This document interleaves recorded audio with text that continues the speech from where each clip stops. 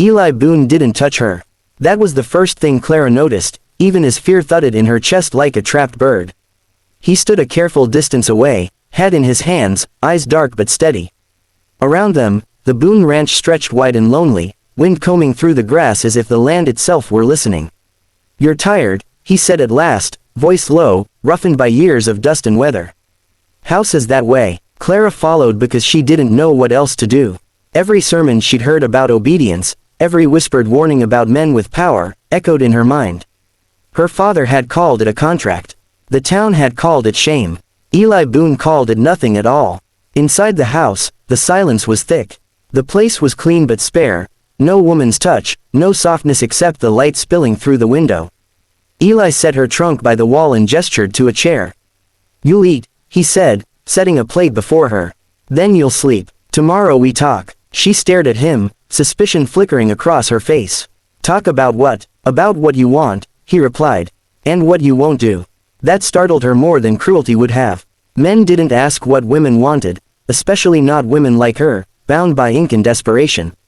She ate slowly, hands trembling, while Eli busied himself at the stove, giving her space as if it were a fragile thing that might shatter if handled wrong.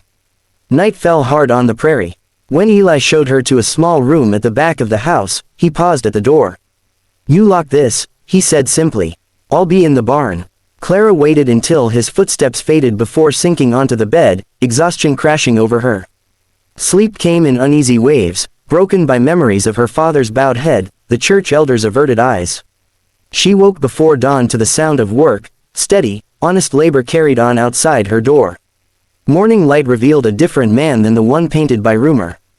Eli moved with quiet purpose, repairing a fence, calming a skittish horse, greeting her with a nod rather than a command. Still, the paper binding them hovered unspoken between them. After breakfast, he finally sat across from her. "Your father owed money," he said.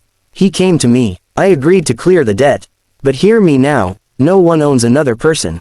That paper means you stay here, work if you choose, leave when you can." Her breath caught. "Why would you do that?" Eli looked away, jaw tight. "Because I know what it's like to be trapped by someone else's choices." The truth in his voice cracked something open inside her. For the first time since the wagon had carried her away from home, Clara felt the faintest stirring of control over her own fate. Fear still lived there, but so did something new, uncertain, fragile, and dangerous in its own way. Hope.